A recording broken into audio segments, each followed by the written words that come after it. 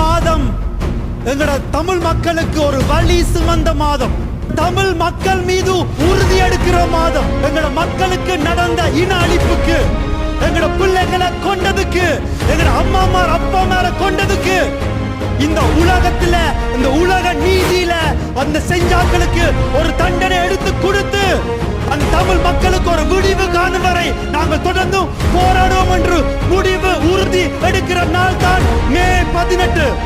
கடைசி தமிழன் இருக்கு வரைக்கும் எங்கள் தமிழ் ஈழம்தான் ஒரே முடிவென்ற ஒற்றை குறிக்கோள்ல நிப்பான். கனடா வாழ் தமிழ் மக்களால உங்களால ஒன்டாரியோ அரசாங்கத்துக்கு உள்ள அனுப்பப்பட்டு அங்க இருக்கிற எல்லாரும் ஒண்டா வந்து எங்களோட மக்களுக்கு இனஅழிப்பு சொன்னது தமிழ் மக்களிட முதல் வெற்றி.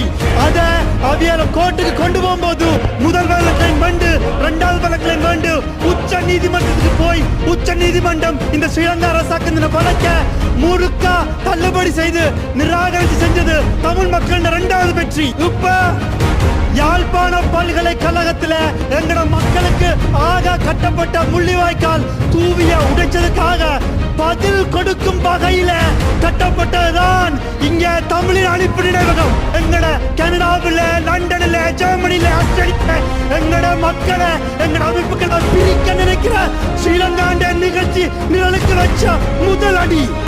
பிறந்து வளர்ந்து எங்கட அம்மா ஐயாவை அந்த மண்ணுக்கு கொடுத்த தமிழ்ல மண்ணுக்கு நாங்க திரும்பி போவோம்ல, அதுதான் எங்கட விடிவு. அந்த விடிவுதான் எங்கள் தமிழ் மக்களின் சுய நிர்ணய உரிமை, அதுதான் எங்கள் அரசியல் தீவு, அதான் தமிழத்தின் விடிவு. நாங்கள் திரும்ப போற பயணம் ஒரு கூட்டு பயணம், ஒரு கூட்டு பொறுப்பு. அந்த கூட்டு பொறுப்பை உங்களில் ஒருவனா நான் தொடர்ந்து பயணிப்பேன். நன்றி.